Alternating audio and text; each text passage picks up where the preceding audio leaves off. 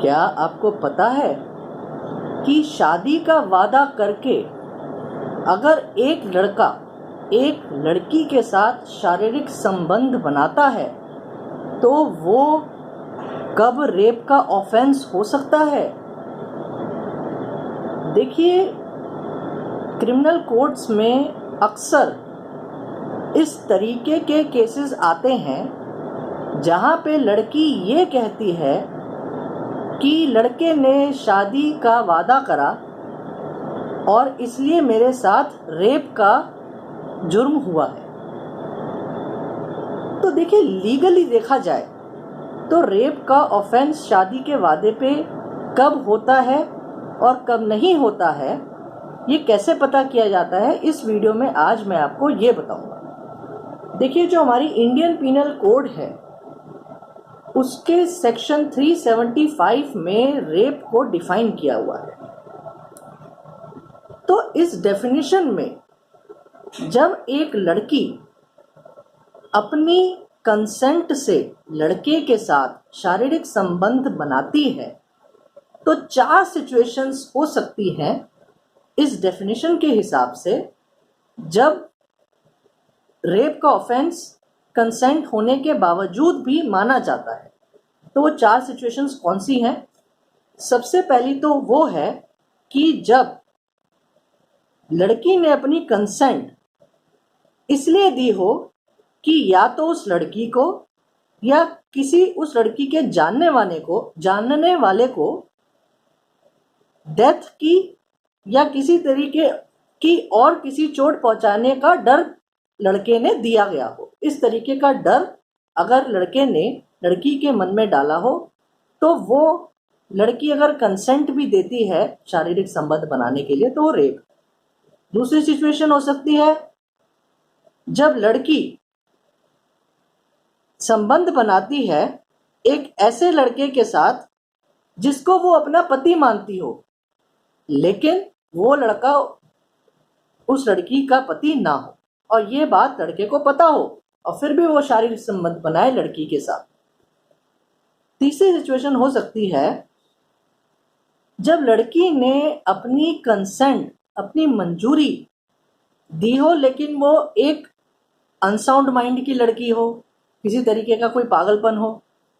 या फिर हो सकता है कि लड़के ने उसे किसी तरीके का कोई नशीला पदार्थ खिला दिया हो, ड्रग खिला दिए हो या किसी और तरीके की कोई नशीली पदार्थ खिला दिया हो। तो अगर इस तरीके से अगर कुछ हुआ हो और लड़की ना समझ पाए कि जो वो कर रही है वो क्या कर रही है, तो कंसेंट के बावजूद भी वो एक्ट रेप माना जाता है।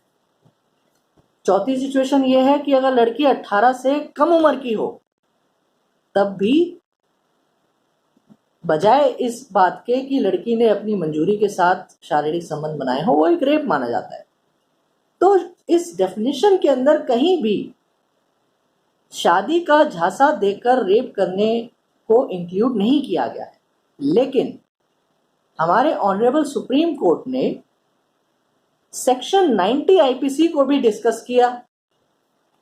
और उस सेक्शन 90 के अंदर इस ग्राउंड को कवर किया। सेक्शन 90 आईपीसी का क्या कहता है कि अगर किसी तरीके की मंजूरी दी गई हो किसी मिसकंसेप्शन के चलते, मतलब कि किसी तरीके के फैक्ट्स की मिसकंसेप्शन हो, तो फिर कंसेंट को कंसेंट नहीं माना जाएगा और वो एक तरीके से नॉन कंसेंट ही माना जाता है। तो जो शादी के वादे पर बनाए गए शारीरिक संबंधों को रेप में सेक्शन 90 रेड विद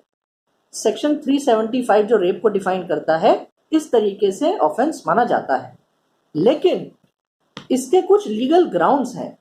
कि कब वो रेप का ऑफेंस माना जाएगा। तो ये एक रिसेंट ऑनरेबल सुप्रीम कोर्ट की जजमेंट में बताया गया है ये ग्राउंड्स, जिसका नाम है Naeem Ahmed versus state, criminal appeal number 257/2023, dated January 30, 2023। तो इस केस में ऑनरेबल सुप्रीम कोर्ट ने 2 टेस्ट बताए हैं जिनके सेटिस्फाई होने पर शादी के वादे पर किए गए शारीरिक संबंध को रेप माना जाएगा। तो टेस्ट ये है, सबसे पहला ये चीज कि अगर लड़की ने शारीरिक संबंध सिर्फ उस शादी के वादे पर ही बनाए हो तब ही वो रेप माना जाएगा। मतलब कि अगर वो शारीरिक संबंध जो लड़की और लड़के के बीच में हुए और वो अगर लड़की ने लड़के के प्यार के चलते बनाए हो या लड़की और लड़के के बीच बॉडी अट्रैक्शन हो, बॉडीली अट्रैक्शन के चलते बनाए हो, तो अगर लव या बॉडी अट्रैक्शन है तो रेप में नहीं माना जाएगा। तो इसमें कुछ चीज़ें देखी जाती हैं कि कैसे डिफरेंशिएट करेंगे कि ये शादी के वादे पर है या फिर किसी तरीके का लव या बॉडीली अट्रैक्शन है। तो देखिए, हो सकता है कि लड़की, ये देखने के लिए हमें देखना पड़ेगा कि लड़की जो है वो किस सोसाइटी को बिलोंग करती है। जैसे कि मॉडर्न सोसाइटी की बात की जाए, जो अर्बन सोसाइटी है,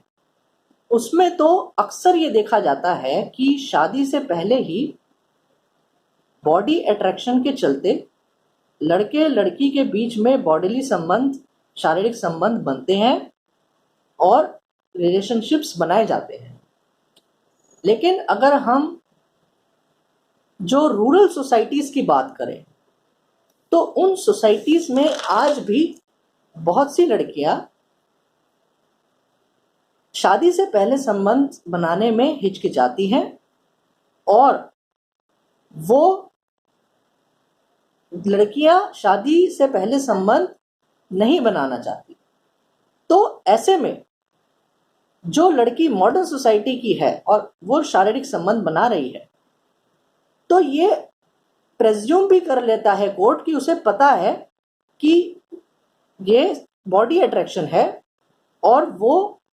उसने शारीरिक संबंध किसी मिसकंसेप्शन ऑफ फैक्ट में नहीं बनाए हैं। लेकिन अगर एक रूरल लड़की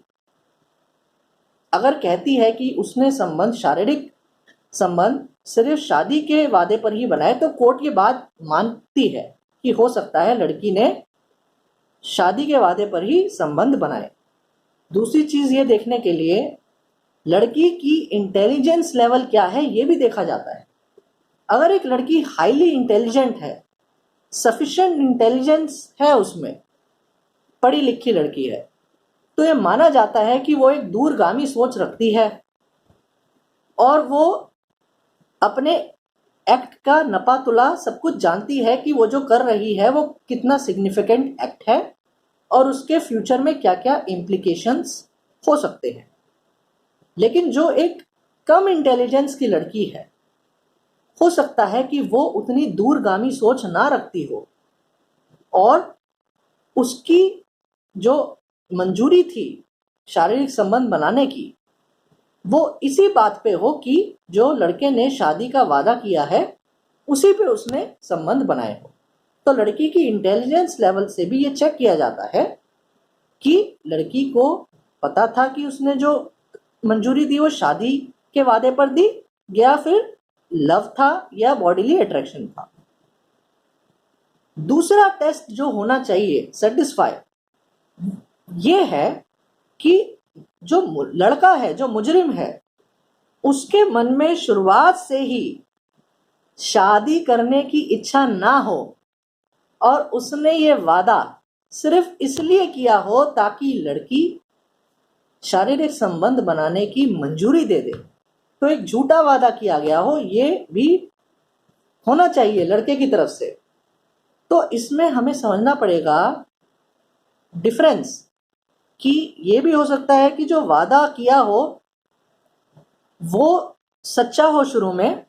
लेकिन किसी मजबूरी के चलते वो वादा पूरा ना हो पाया हो। और दूसरी सिचुएशन ये कि वादा शुरू से ही झूठा हो, लड़के को शुरू से ही नहीं शादी करनी हो और वो सिर्फ झांसा देके लड़की की मंजूरी पाले। तो जहां झूठा वादा होता है, जहां पे एक फ्रॉड किया जाता है लड़की के साथ सिर्फ उसकी मंजूरी पाने के लिए, तब ये रेप के ऑफेंस में आ जाएगा। और अगर किसी तरीके का ऐसी सिचुएशन है कि वादा तो सच्चा था लेकिन बाद में किसी मजबूरी के चलते वो वादा पूरा ना हो पाया हो, जैसे कि अगर लड़का लड़की के बीच में कुछ जेन्युइन डिफरेंसेस आ गए हों, उनमें कंपैटिबिलिटी इश्यूज आ गए हों और वो रिलेशनशिप पूरा आगे तक शादी तक ना पहुंच पाए और उनके बीच में ब्रेकअप हो जाए, तो ऐसे तरीके के सिचुएशन में रेप का ऑफेंस नहीं माना जाएगा और लड़का इनोसेंट माना जाएगा। तो इस तरीके से शादी के वादे पर रेप का आरोप कोर्ट में देखा जाता है कि वो रेप है कि नहीं। जो मैंने आपको नईम अहमद का ये केस बताया, इस केस में क्या था कि लड़की पहले से ही शादीशुदा थी और उसके 3 बच्चे भी थे, और इसके बावजूद उसकी शादी होने के बावजूद उसने मुजरिम लड़के के साथ नाजायज संबंध भी बनाए और वो रिश्ता 6 साल तक चला और लड़की उस लड़के से पैसे भी लेती थी। और जब उस लड़के ने बाद में कुछ डिफरेंसेस आने के चलते उस लड़की को पैसे देने बंद कर दिए,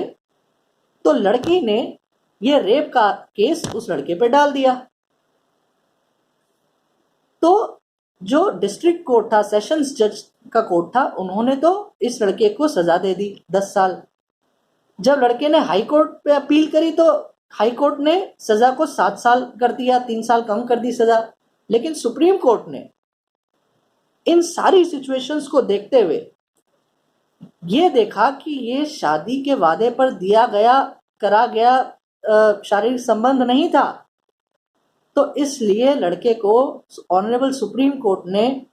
इस केस में बरी कर दिया और उसकी सजा को रद्द कर दिया।